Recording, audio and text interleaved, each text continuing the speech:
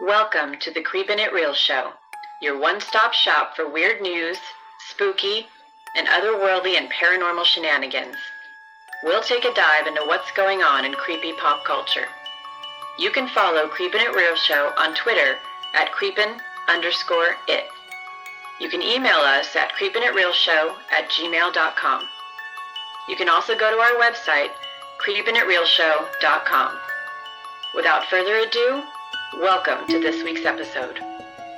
Welcome, creepers, to the Creepin' It Real Show. I am one of your hosts, Moni, and I am here with Yardley. Hey, what's up? I'm doing great. Glad to be here. And Miss Christy. Hey, Moni. Hey, Yardley.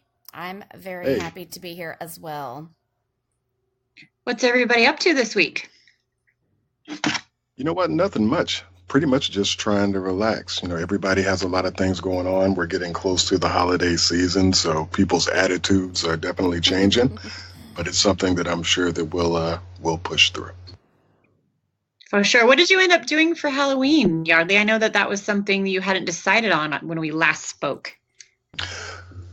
Well, actually, remember I was saying that I ended up kind of watching the Stranger Things and things like that. I didn't do anything as exciting as y'all. I didn't go to any parties or anything, but I pretty much celebrated with whiskey and Netflix. Nice. Very nice. Miss Christy, sorry, you were going to say? Oh, no, I'm chilling in Washington State, visiting my brother. It woke up to snow this morning, and it was fantastic, and it's already gone. And I'm snuggling at my newborn baby nephew Oliver, right? Not at this moment, but today did consist of many, many baby snuggles. My ovaries are bursting all over the place. We don't want that to happen. No, I'm done, but dang, it sure does. He's such a good baby that, I'm like, oh boy, I'm so glad that my body will not reproduce any longer. Otherwise, my husband could be in some big trouble. Oh, that new baby smell. Like, honestly, I want to return mine to get another one just so that I can have that smell back. The smell and the skin is just like brand new. Those little sounds before they can really, really scream too. Yeah, the little coos. Ugh. Yes, he doesn't cry. He gets a little he's real chatty. He does a lot of little sounds, and he's a little chatterbox, but he doesn't cry. He's adorable. I'm just smitten. He is he looks just like my brother did when my brother was a baby. My brother is 13 years younger than me, so I remember him very well as a baby, and I helped take care of him, and it's almost like Groundhog Day. It looks exactly like my brother. So I'm in heaven. That's awesome. That's what's up. Yeah, for sure. So I have a very scary story before we actually launch into our regular show. I have been on the Whole30 diet. I don't know if y'all have heard of it. I did it. Oh, God. Oh, that's right. You did. So I've lost 5 pounds in 2 weeks, which you're not really supposed to weigh yourself. And then today, been home with my kids, and for as stressful as my job can be, apparently my kids are worse because I basically fell off the wagon and have let it run me over several times today. And so now I'm just I wasn't supposed to be drinking or anything. I was like, you know what? F it. I'm just going to sit here and drink this wine and eat some Halloween candy because today I'll just take it as a damn cheat day. So there we are.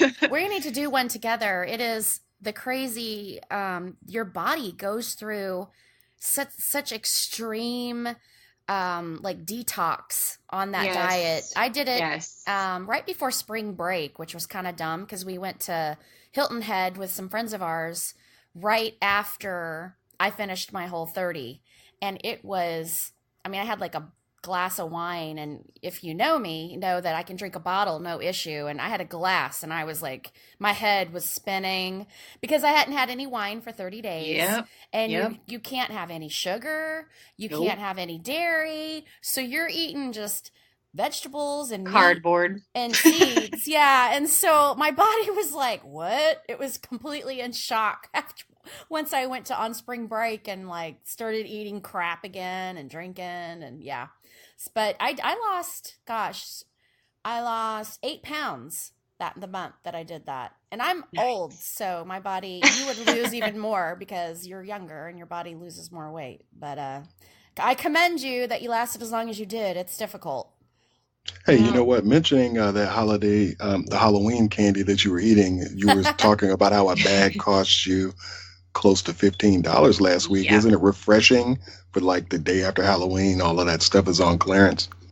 Yeah, actually, my coworker and I, we are two of the only people apparently left on the planet that still like candy corn. And Ew. so I see we went on a candy corn jaunt to find some in town, and we ended up getting 6 bags. It was 50 cents per bag. So we just basically cleared the store out, and we were very, very happy with that. I Wow. have a great alternative of candy corn for you once you run out of that. Just grab a candle and take a spoon and eat it. Then you candy corn. There you go. Well, you have to at least pour some honey on the candle. I mean, come on now. Fine, fine. You're welcome. You're welcome. This stuff's But that's not disgusting. 50 cents. I mean, come on, you got to do it cheap too. This is amazing. No. Ugh, that stuff is So disgusting. I have some horror in pop culture news to discuss, but I wanted to go ahead and let you both do weird news first. So, Christy, it looks like you wanted to talk about an alien-infested ranch that we could buy. Yes, I think us three should pool our money together and buy this bad boy. 10 acres in the desert of Arizona. It's gorgeous. It has an in-ground swimming pool, a hay barn, and apparently a portal in the backyard for extraterrestrials. It's called the Stardust Ranch in Rainbow Valley, and it was actually featured on the Travel Channel. I didn't see it, but as I was reading the news, they were saying that it has been on TV, and it's on the market for $5 million. I mean, we could set up like a GoFundMe and put it on our page and see if we can get some people to contribute. But he said that he's so tired of fighting aliens that it's just time to put it up for sale. So he said almost immediately, the day they moved in, they began having strange experiences. And he's lived there for 20 years. And in that 20 years, he says he's been abducted and had medical experiments performed on him by these aliens. And he's even had a samurai sword fight with one.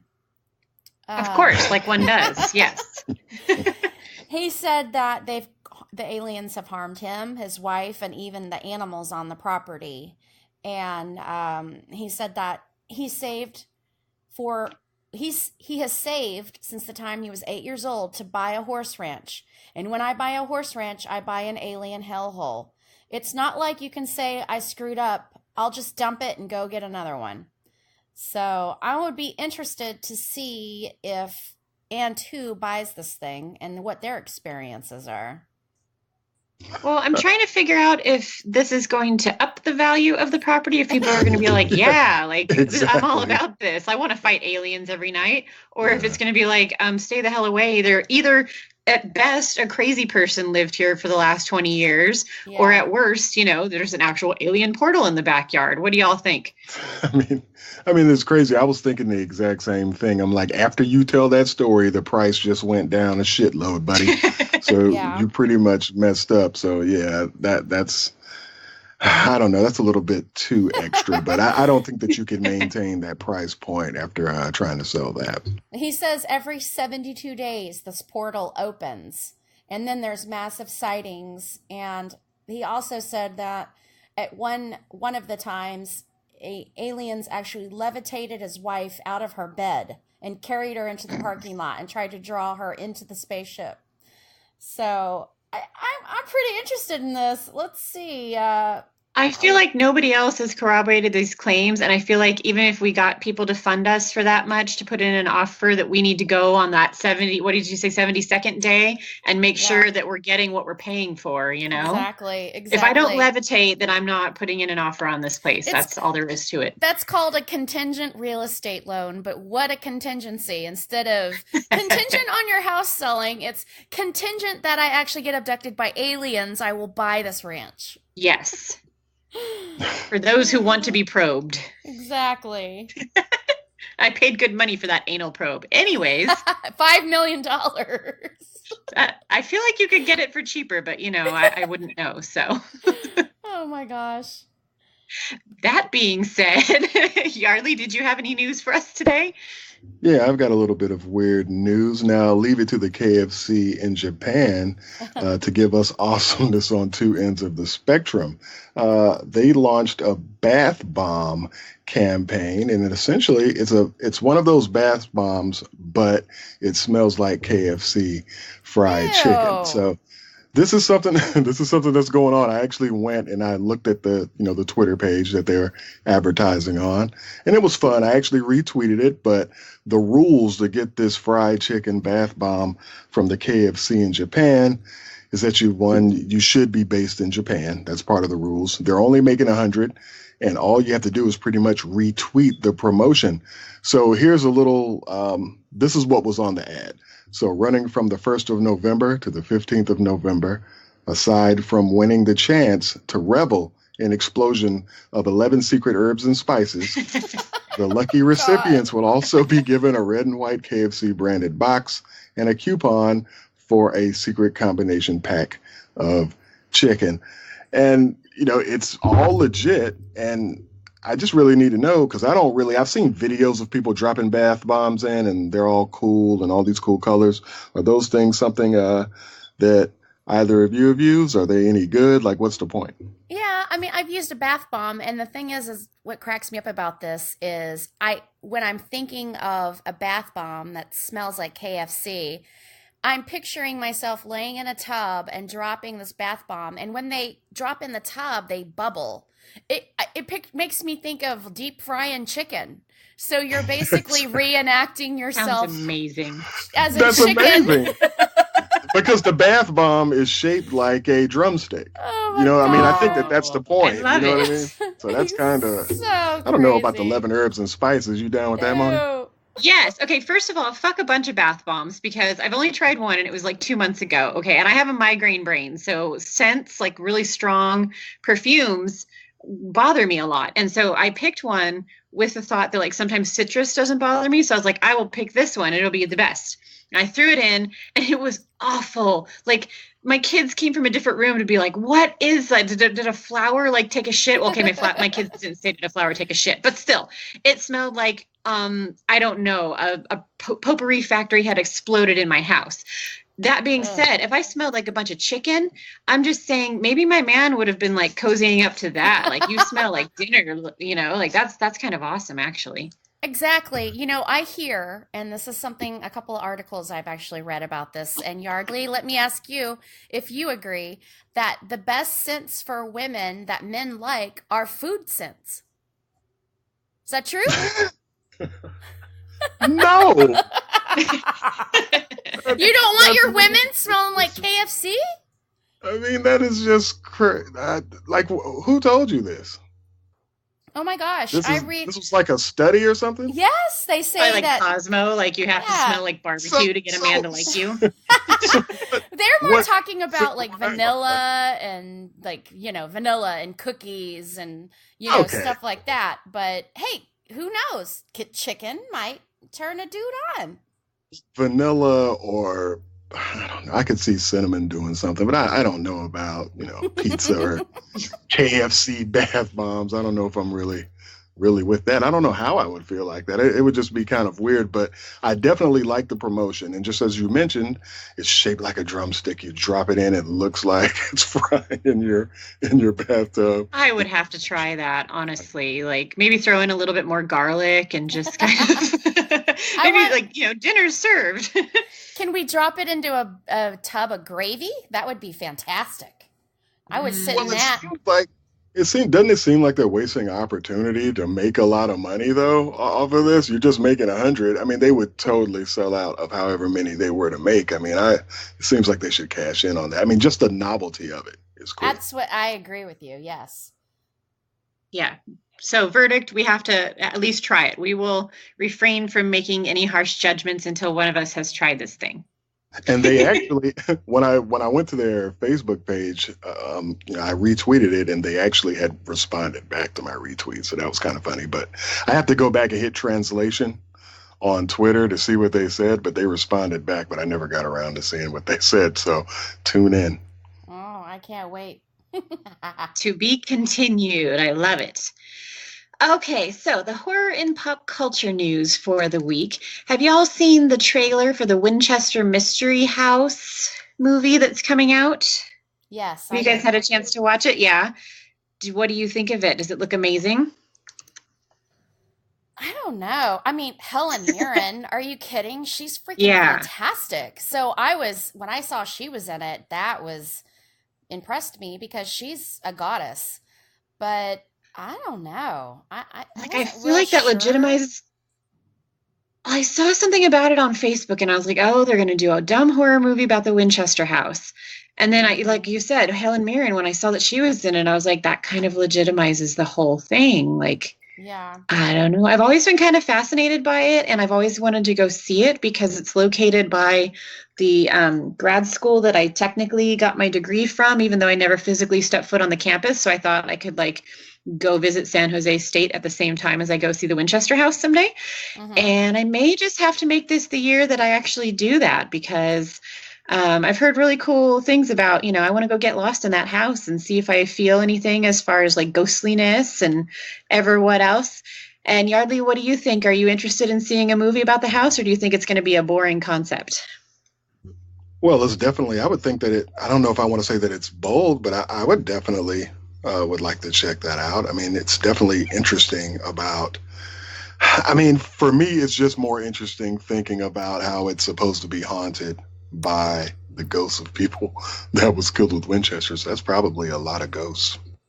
Yeah. So, yeah, for sure. So I should have started here. For those of you who don't know, it is pretty popular and well known, but the Winchester Mystery House is an actual Victorian style mansion located in San Jose. And it actually, it's renowned for its size and architectural curiosities, and it does not have any kind of master building planned. Basically, Sarah Winchester, the construction started in 1884, and Sarah Winchester was the heir to the Winchester Rifle Company, and basically was saying that ghosts were coming back from those that the Winchester rifles had killed, and that would tell her that they were basically coming to get her. And in her grief and guilt for the people that had been killed by her family's company, she decided to build this mansion with rooms and doors that went to nowhere, mazes. People would get lost there and continue the building so that one theory was basically so that the ghosts could not find her or kill her. And some claim that the building construction never actually stopped, but in actuality it did. There was some interruptions to the construction, but it never lasted very long. It was pretty much all construction, all banging all the time. And eventually she, of course, died in the house, but there was almost round the clock construction for 38 full years. So I think this movie is going to be super awesome, and it's coming out pretty soon in wide release because Helen Mirren, how can it not? Yeah. So that looks pretty cool. And then this other one that's not coming out in wide release, there's a graphic novel called My Friend Dahmer, and it's based off, of course, of Jeffrey Dahmer, of him as a teenager. And the author actually, Backdurf is his last name, and Backdurf actually went to school with Jeffrey Dahmer, John Durf Backdurf. He went to school with Jeffrey Dahmer in high school and actually befriended him, and tells firsthand accounts of some of the strange behavior that Jeffrey displayed and the trouble that they got into together in school. And, as Jeffrey descended into kind of drinking more and getting stranger and getting into liking roadkill and all the different things. So this graphic novel, though it was published independently, has come to meet with a lot of critical acclaim. It won an Eisner Award, which is a big award in the comic book world, and now has been made into a film adaptation. And the interesting thing about the film, besides the fact that it looks like it has come straight from the pages of the graphic novel, is that the guy, let me get his name, the guy who plays Dahmer, the kid, is a Disney star. So, and I guess he's known for kind of like the who's the other, Efron? High School Musical? Yeah, Zac Efron, kind of the young Zac Efron with the singing and the dancing. So he's known for the kind of the nice, clean-cut kid. And if you're looking at this trailer, so this kid's name is Zachary Davis Brown. Two Zachs. And he just really becomes Jeffrey Dahmer, young Jeffrey Dahmer. Anne Heche is in the film. She plays his mother. And of course, there's a lot of issues with her because that's often how serial killer origin stories start, is with the crazy mom. And she said it was just really fascinating and disturbing to watch this talented and kind of sunny and bright young Disney star kind of go to these dark places to become this extremely disturbed, misunderstood, in the end, serial killer. And she said they kind of went down this journey together and became really close friends as a result of the whole thing. But did you guys get a chance to watch the trailer at all?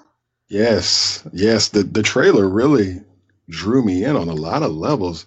It's actually, visually, it looks pretty cool. I think stylistically, I like some of the fashion choices, and the colors. I mean, if you notice when you watch the trailer, a lot of the colors in the movie are muted tones, and I love the music that they played. And it's interesting because when the trailer first came on, I was wondering, I was like, are they trying to make this motherfucker look cool? You know what I mean? Yeah. But as the trailer went on and you saw a little bit of the progression of how he was doing the cruelty to animals and, cutting himself and all of these types of things, I thought it was interesting. And it also kind of looked like it could have been a TV miniseries or something. But if I ever get a chance to watch it, I'm definitely in for this one. I agree. I thought it looked really interesting. Dahmer in all fucked up capacities is very interesting, just in general. But I agree with you. I love anything that when they really, really play into the era and make things look really authentic. And like you said, even the film style was even, the colors looked vintage and it looks super interesting. I love me some serial killer shit, so I'm all for it. I want those glasses. Those things were fresh. They are pretty awesome. So I know you guys aren't big graphic novel people per se, but if you end up liking the way that the film looks, or if you end up seeing the film and enjoying it, I would highly recommend reading this because it really looks like they just took the pages and brought it to life. And the graphic novel actually was written right after Dahmer was murdered in prison. And it starts off, the time period in the book anyway, starts off from when he was 12 until the time that he killed his first victim 2 weeks after high school graduation.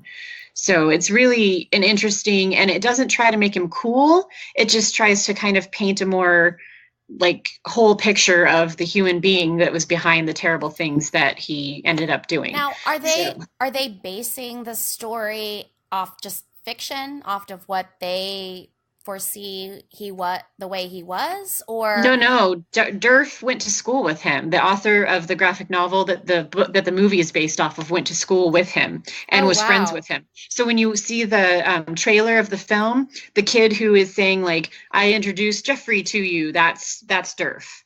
Okay. So he's the author, and he's the kid who tried to befriend Jeffrey and spurred him to try to cause trouble in school, thinking they were just being silly teenagers instead of really kind of realizing, I think, what road they were headed down.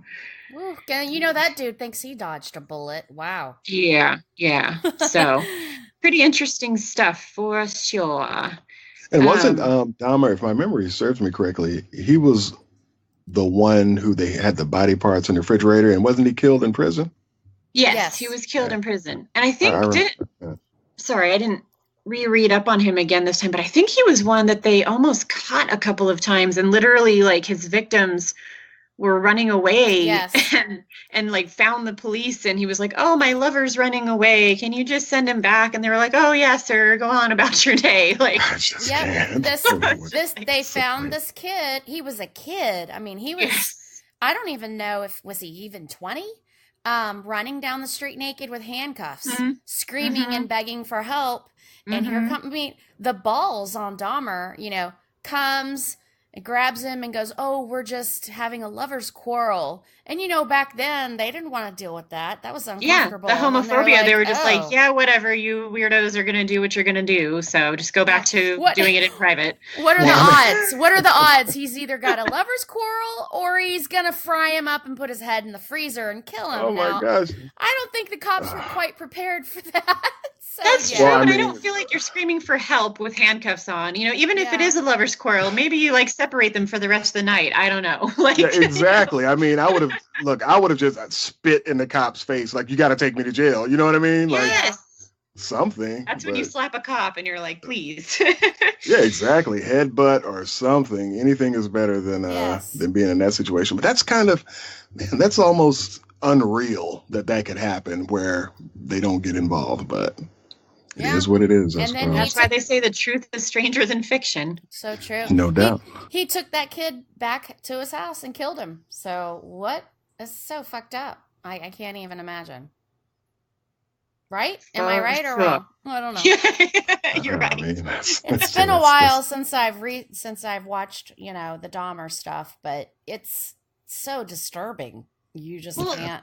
Thus far, at least not that I've found, and I haven't watched everything, but there hasn't been anything good like about him. It's been all really cheesy or over dramatized when it didn't need to be, because obviously, like we're saying, the real story is fascinating. So that's been kind of a bummer, and I just hope that, obviously this isn't going to take us through the killing, which let's be honest, at least between the three of us, that's what we really want to see, is all that stuff. But Yeah. I still think hopefully this will be a lot more interesting and done better than a lot of the crap that you can find on Netflix. It's like, ooh, Jeffrey Dahmer, dun dun dun. Like, I don't know. Suppose there'll be any type of backlash from family members or victims. I don't know, because the graphic novel's been out since, I believe it's 2012 when it came out.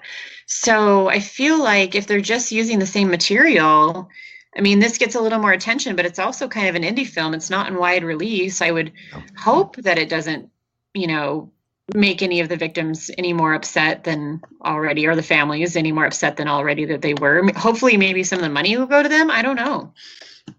That would be best, I would think, if you're gonna prosper financially on a fucked up story like that involves people that died, their family. It would be awesome if they would. Well, you can take liberties, though. I mean, with the movie, you can change some Yeah. names, blah blah blah. But we just seemingly live in an age that hook is going to get thrown at some point. Yeah, that's true. Somebody's got to sue somebody, right? That's just the way things go.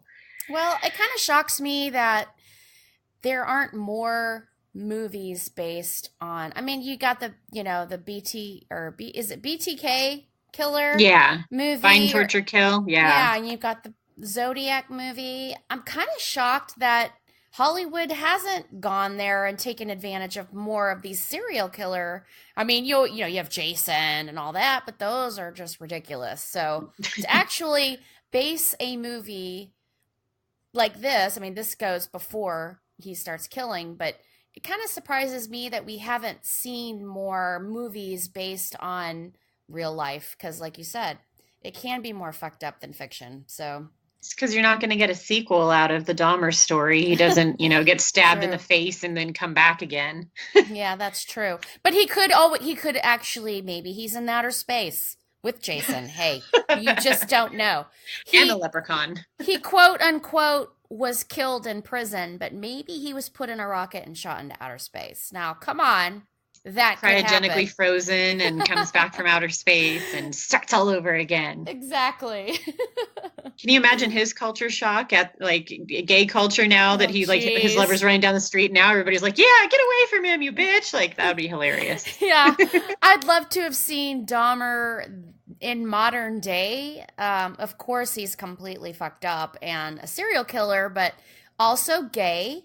And Yeah. maybe like the present day acceptance of gay and gay pride and, everybody being, not everybody, but it being mostly acceptable to be gay might have maybe thawed him out a little bit and made him think twice a little bit about killing somebody. I even hate saying this, but yeah. You're like, I can have consensual sex and I can maybe even pay someone to let me chew on them a little bit. And I don't even have to eat a person or go to prison. Exactly. Buy some body parts, dude. You don't have to kill anybody. Shit. Get a You blow could up be doll gay. like everybody else, you weirdo. Yeah, you're fucked up. Who isn't? Hey, we all got shit going on. And maybe he wouldn't have been so fucked up, but back then, yeah, he was closeted and probably a little bitter, and his mom was a raging asshole, but nowadays, whose mom isn't a raging asshole? I mean, There's damn. better therapy now, So, too. It's not all exactly. Freudian. It's like, oh, you just want to fuck your mom. No, really, she's a bitch. No, you want to fuck your mom. No, I don't. Like, I don't even like women. What is your problem? Yeah. And Oh, on that Yardley is very silent on this one. He's like, I'm out on this one. I don't Yeah, I know. think he left. She's like, I'm just sitting on mute, taking the ride with you. But poor guy. Our So, silent support. Thanks, Yardley. yes. well, you know what? I'll take the reins now, and we can actually go into a little urban legends. Is it cool if I jump on in, Moni? Yes, and I did some of this with the thought of your voice reading these stories. That's literally Yes. that was the only Okay. reason why I supplied one for you to read, because I wanted to hear you read it. So ready, set, go. Woo! Well, actually, you know what? I actually what I did was I definitely liked the concept, and the one that you sent me, and this is about the killer in the backseat of the car. That's the one that you're referencing, right? Mm-hmm. Well, what I wanted to do, in addition to that, is I just found a couple of urban legends that were here in Georgia, and I was just going to quickly kind of, read off a few of those, and I'm curious to see if Christy had heard of any of these. But there's one urban legend, an urban myth that was called the Crybaby Bridge, and it's located in Columbus, Georgia. And the legend behind this is in the 1800s. In Columbus, a poor farmer's family expected their fifth child. The husband knew that they couldn't feed another mouth, so he asked the doctor to dispose of the baby immediately after the birth. After the birth of the baby, the doctor took it and dropped it over a bridge. And the rest of the legend, it said that if you drive to the bridge on a cloudless night with a full moon, you sprinkle baby powder around your car, you turn off your engine, turn off the lights for around 10 minutes, and you'll hear a baby crying and see baby footprints in the baby powder. So that's, I had heard that one before, but I've heard different variations. Another variation of the story was a child accidentally drowned in the creek below the bridge. And the other is, there's always, the parents, the kind of like the John Benet Ramsey thing where people think that the parents murdered the child. But have you ever heard any iteration of that story, Christy? I have never heard that before. That's crazy. I've never heard that. I was surprised that there were so many urban legends in Roswell, like haunted houses and things like that. I did a little search. Yeah. Oh, yeah. Yeah, No, Yardley, you got to come up. I go on a ghost tour all the time. There's a Roswell ghost tour right down the street from where I used to live. Now I'm on the other side of the highway and the more like yuppie suburbia. But I used to live in the historic side of Roswell, and there is some really fantastic haunted houses, stories. One of the ones that creeped me out the most actually got burnt down by an arsonist who I think was just ready to get rid of this place because nobody would buy it. It was in the parking lot of a business, and the business, it would get rented or sold, and the business would close within 6 months to a year because of the activity was so bad. And I actually went on a ghost tour, I would say 8 or 10 years ago in Roswell in this building it was called the Creepy House in the parking lot. Creepy House dated all the way back to, oh gosh, early 1900s, late 1800s, and they're actually in the backyard of it. Earlier than that, they used to do hangings there, for the like courthouse. Like they would put some, make somebody guilty, and then they would go and hang them close to where that house was. And there was a business building. It's like this old looking building, and there's like three places you can rent. There's a salon in the back, and a restaurant, or it turned into a bridal salon too, and a barbecue place. And the restaurant, when we did the tour, you walk up to the restaurant, you look through the windows, and everything is set. There are plates, there are glasses, everything, tablecloths. You can see the water pitchers on the side on a table, and completely abandoned. And it had been abandoned that way for years. And what the ghost guide told us was something happened there so bad that everybody in that restaurant got up, walked out, and never came back. They never even came back and got their shit. Like, they left everything there.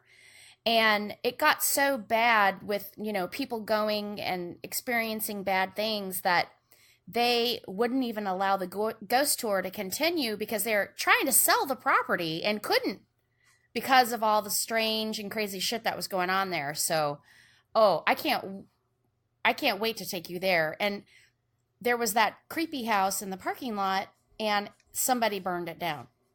And I was relieved, because I had been there many, many times. And every time I had gone there, something messed up would happen. And I actually even have pictures. I have some friends that came in to visit me from Wisconsin. And we were on Canton Street at bars drinking. And I got, I was like, hey, you want to go see a creepy house that's haunted? And they're like, yeah. And we drive over there, and, you drive past those businesses, and you're in the parking lot, and there's this house. And we were taking pictures and being silly. And then all of a sudden, it was a husband and wife. The wife was like, I gotta go. I feel uncomfortable. And so we left, and we went back to my house, which was only like half a mile from this place. And we go back and we start looking at the photos, and you can see like orbs and lights, and they get, with every picture, closer and closer and closer, until you can see them like right on our rear, like right next to our rear view mirror. Not rear view mirror. Yeah, like on the outside of the car. So she was so freaked out. She was like praying and thinking, we got some crazy spirits following us. But yes, I want to take you over there and do that ghost tour, Yardley. You would love it. All right. I'm definitely down for that. Nice. All right. Now I might as well go ahead and jump into the check the backseat urban legend. I think that everybody's probably heard a version of this, but to kind of refresh people's memory on the check the backseat legend, I'm just going to read an excerpt from this article that we've got. But essentially, a friend stopped at a pay at the pump gas station to get gas. Once she filled her gas tank, and after paying at the pump and starting to leave, the voice of the attendant inside came over the speaker. He told her that something happened with her card and that she needed to come inside to pay. The lady was confused because the transaction showed complete and approved. She relayed to him that she was getting ready to leave, but the attendant once again urged her to come in to pay or there'd be trouble. She proceeded to go inside and started arguing with the attendant about this threat.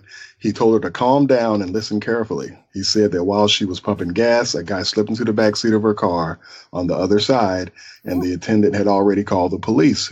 She became frightened and looked out in time to see the car open and the guy slip out. I've heard a version of this before. Is that believable?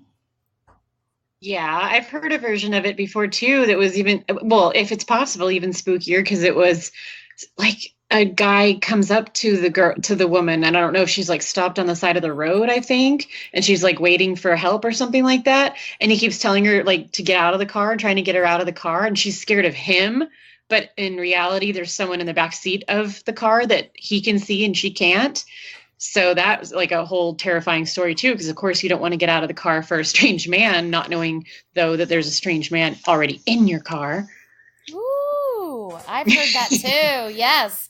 That's the story I've heard is that you're in the car and somebody's trying to help you get out of the car, get out of the car, and you're like, Mm-hmm. stranger danger, whereas there's Mm-hmm. actually a stranger in your back seat that you don't know about. That is not cool, y'all. No. I don't know. And actually, I was thinking, I'm like, well, how could that happen? But when you think about pumping gas and things like that, I don't ever look in my back seat at that time. But I also don't have the type of car that you would have too much luck, hiding in, me not seeing it. But I guess that is definitely something that would freak someone out if it happened. Yeah, I've always been paranoid about that, but I'm super happy to have 2 car seats now in my back seat at all times because there's no fucking room for anybody to be hiding anywhere. Yeah. Moni, you could have some baby killers get in your back seat. You don't know. You don't know. Yeah, that shit, bring it on because nobody's touching my babies. No, babies like that are killers. Like Oh, getting in tiny your babies seat. that are trying to kill people. I Yeah. gotcha. Hey, how come that's not a movie? Tiny babies getting in your back seat because you have car seats trying to kill you. I wouldn't be surprised if Call there's Chucky. not. There's probably a movie out there about killer babies. I don't There's know about in gotta the be. back seat. There has to be. Oh my God, that would be so like Christy's been talking about this baby got to be like lured in, like, oh, it smells so good. And then it goes for your jugular. And Killer God. Tomatoes got their own movie, so there has to be a baby That movie. would Yeah. Hey, Killer Tomatoes is freaking awesome. You cannot. It is. You But can't. so would killer babies be. Killer babies. I feel bad saying this because I'm sitting here in a house with a baby and talking about killer babies.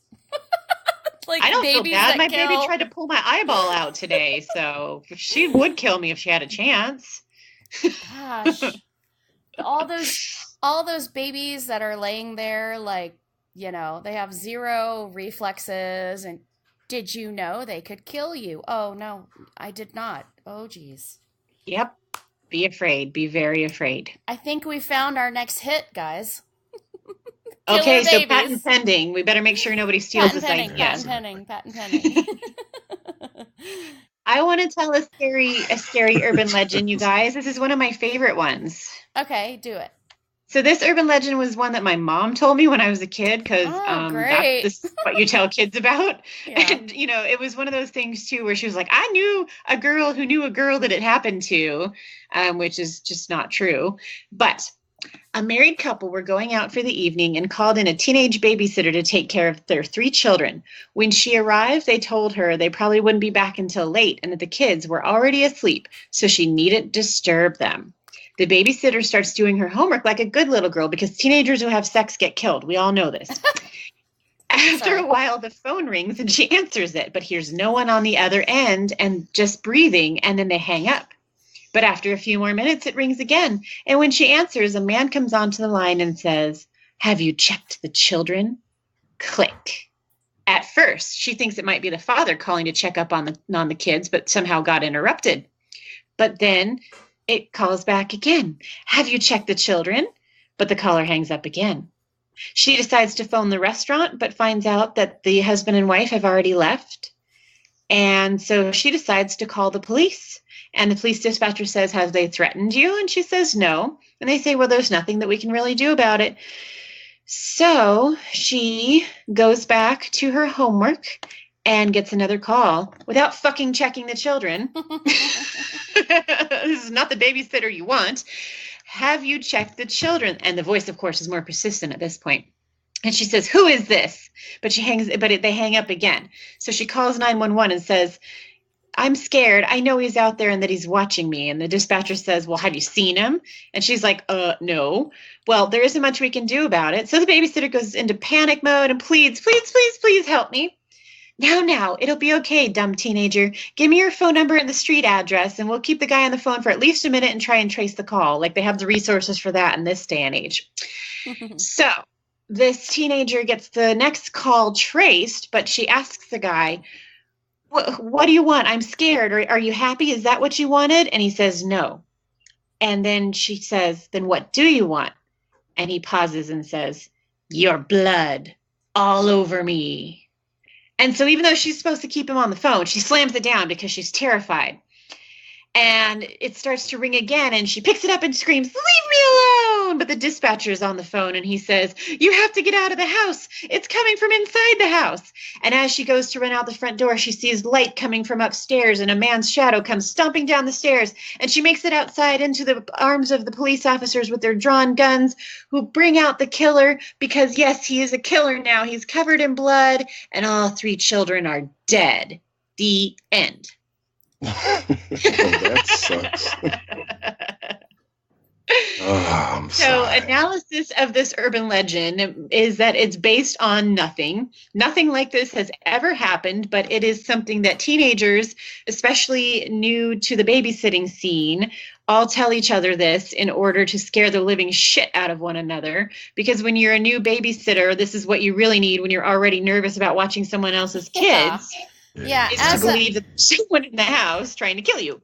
as a mother with a teenage daughter that babysits, I'm going to go ahead and refrain from telling her that story. Gee, do you think? Jeez, no, thank you. And there's actual movies based on this urban legend or Yes. myth or whatever. Have you seen either one of them, you guys? I've seen, and I can't think of the name of him. The When older a Stranger one. Calls. Yes, that one. I've seen that one. That's damn creepy. So you saw the older one, you didn't see the 2006 version? What is that one called? When a Stranger Calls. Oh, same sound. Or same sound. Same name.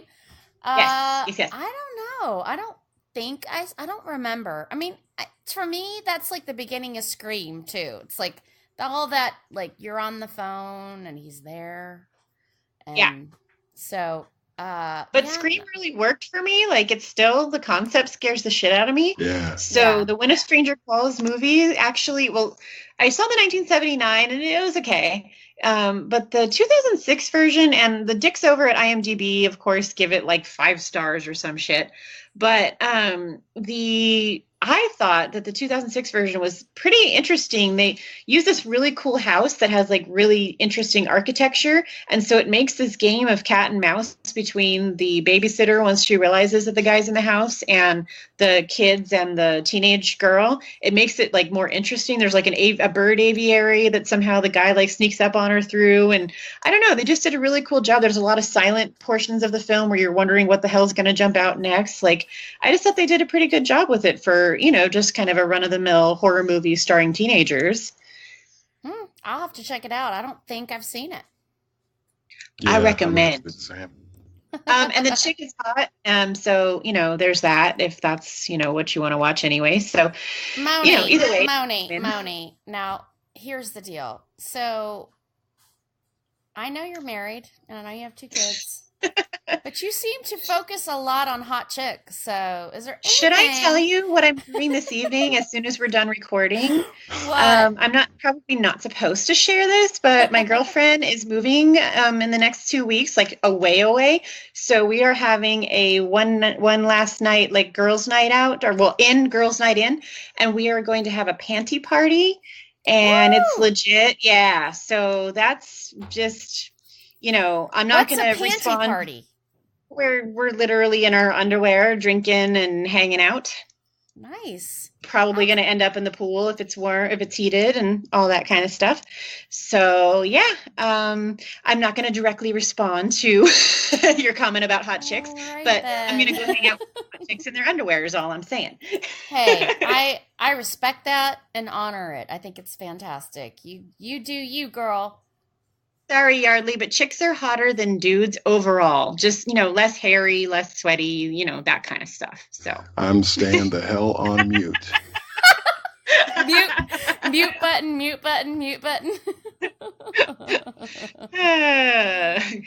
If there was some kind of like IV drug button right now or alcohol button, like more booze, I need an adult. I am not No drunk doubt. enough for this shit. Well, Oh, I hope you have a Lord. good time. Yeah. I don't think we can go wrong with this, but who knows? As long as no photos end up on the internet, we should be fine. So Enjoy your panty party. Yay! So, Miss Christie, moving on Yes, from that, do you have an urban legend to share? I do. But first, I have a question.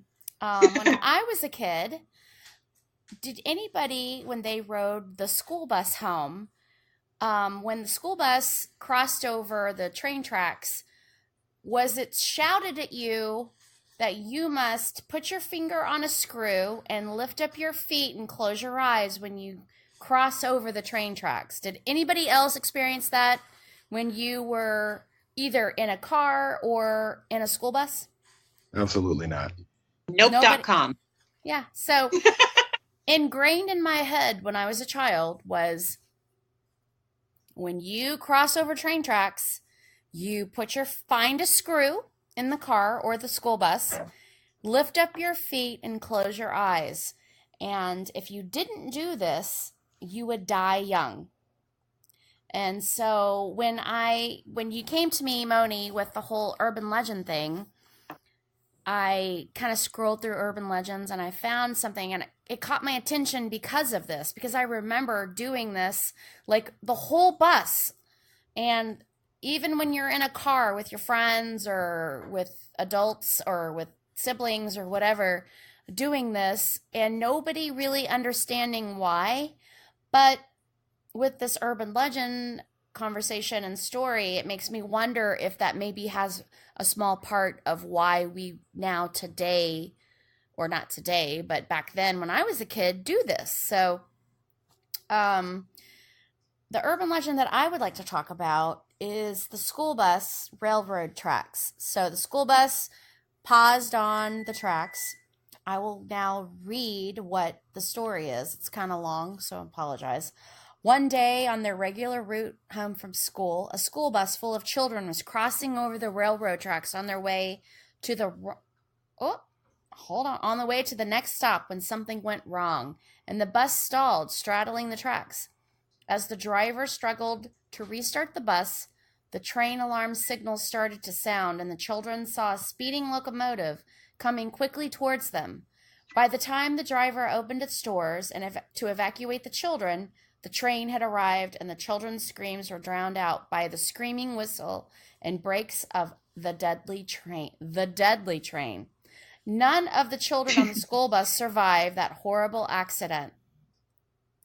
A few years later, a man was driving down the same road and stalled on the tracks. In much the same way as the bus full of children, again the driver struggled as the alarm started to sound. The lights began to blink, and the guard bars lowered in front and behind the man's car. Just before impact, the driver could feel the train bearing down on him. He ceased to struggle and squeezed his eyes shut, anticipating the explosive collision. Suddenly, it was as if time stood still and everything became quiet.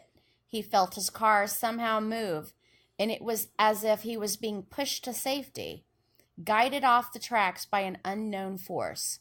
When he and his car were out of danger from the oncoming train, suddenly sound and time came back to life, and the locomotive barreled past him, just inches from his bumper. To this day, if you put your car in neutral on those tracks and sprinkle some baby powder on the back bumper of your car, the children from the bus accident will push your car to safety off the railroad tracks where they met their untimely fate. You will see small handprints in the powder of the ghosts of the poor children who died that day. Okay, so with that, I remember this story. I grew up in New Mexico. I was born in Texas. I remember this story very well. But here's the kicker. That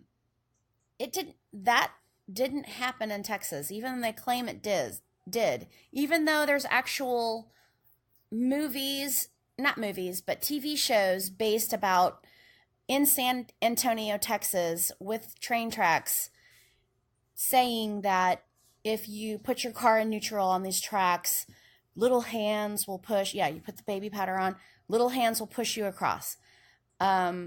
But actually, it didn't happen there. It happened in Salt Lake City in 1938. A bus did stall on the tracks, and I believe 26 kids died. And it was a big deal for 50 years. Then it was kind of forgotten. And then I believe it was 3 years ago, a person that survived the crash, who was in the bus, contacted somebody who was supposed to be on the bus but didn't go to school that day because she was sick. And they are still alive and built a monument for these children and the bus driver. So I find that interesting because, wow, what a story. And then as children, me as a child remembering this and people telling me, if you don't put a finger on a screw and lift up your feet in the bus and close your eyes when the bus is driving over the train tracks, you're going to die young. So I think maybe that was kind of a story that went, because it was so national and so horrifying, somehow in Texas it got pulled in to be a local story, even though it wasn't. And then after that, that whole scenario played out where we thought we would die young if we didn't put our finger on a screw and lift up our feet and close our eyes when we crossed over train tracks in a bus or in a car, for that matter. Man, how is baby powder a theme in a lot of these things? That's I think why baby powder is code for cocaine because people are high as hell when they're claiming. Well, that the this one type that of you stuff is told happening. too, like a baby that age isn't walking. Why the fuck would there be baby feet around? Like that baby isn't running around the car, even if it was alive. Exactly. So it's the cocaine factor. Totally. Well, the It thing has to is, be. years ago, I watched the show, and I can't think of the name of it, where they try this out in San Antonio. They have train tracks, they sprinkle baby powder on their car, and they sit on the train tracks with you have to put your car in neutral. And the myth or urban legend is there will be spirit kids show up and push your car to safety. And their little handprints will show up on the bumper. I have heard of that before. I have not heard of the screw eyes closed. Does the driver have to close their eyes? And does holding on to the screw make it not come loose? Is it like no screws loose on this endeavor? Like what? You just put your finger on it. So you find a screw in a school bus. Where are you gonna find a screw in the car? Oh, they're everywhere. They're on the top, like where the little hooks are. Dude, I know this because I grew up with it. People telling me this, and I did it all the time. Which I find strange that I remember my friends doing this. It was a big deal back then. Like if you didn't put your and I know this because we did it when we were in a school bus. If you look up, there are screws up there and you just have to put your finger on it. You don't have to unscrew it. You just put your finger on a screw, close your eyes, and lift up your feet when the bus was crossing the train tracks. And if you didn't do that, you would die young. And that was the thing. That was what we were told. That's I remember this, and I can't imagine. And I actually did Google it, and there are some people that did the same thing. And I didn't see any connections to this story, but when I read this urban legend, that's the first thing I thought of is I remember being told if I didn't do this, I would die young. And it was like a big deal.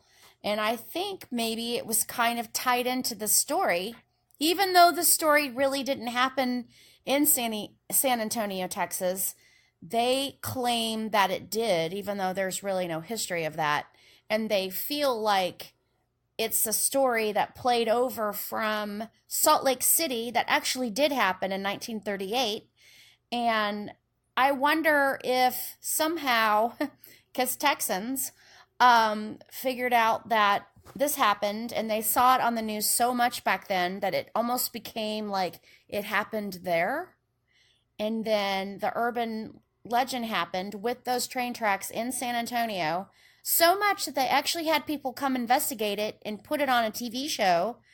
And then that plays over into kids. If I'm only a state away. I was born in Texas, but by this time I was in New Mexico, telling kids that if you don't put your finger on a screw, close your eyes, and lift your feet up when your bus is crossing train tracks, you're going to die. You're going to die young.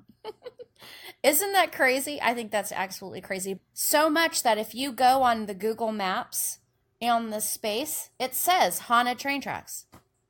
I mean, that is how prevalent this urban legend is there, but it actually didn't happen there. And so it's kind of bizarre how we can kind of change history that way.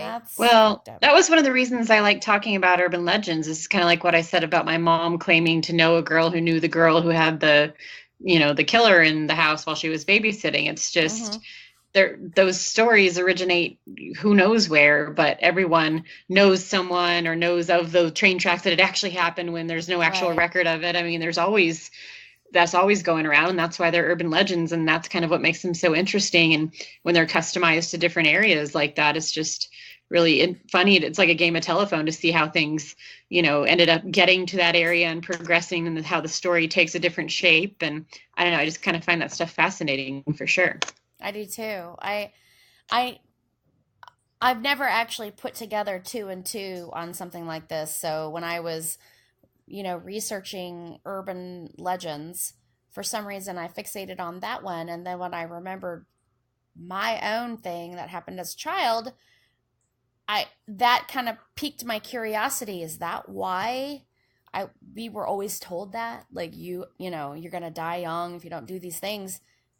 Maybe that's why. Maybe because for some stupid reason they're going to invent some weird behavior to prevent a school bus tragedy. I don't know, but anyway, interesting how this shit gets started. For sure. Mr. Yardley, do you have any final thoughts before we wrap this thing up? This was just a really fun topic to talk about. I mean, there's a million urban legends. I think everybody in every town and every city has a haunted house or something kind of cool going on like this. I think that urban legends are made even more interesting by the fact that they stand the test of time. So it was a fun topic, and I was definitely happy to participate. Nice. All right. Well, thank you both for coming and chatting with me tonight. And thank you, Creepers, for listening. We hope we gave you something to laugh or to think about, or maybe spooked you out just a little bit. Christy, do you want to tell us where we can follow you on social media? Absolutely. I am on the Creepin' It Real show, as all of 3 of us, on Facebook. You can just search the Creepin' It Real show. We're there.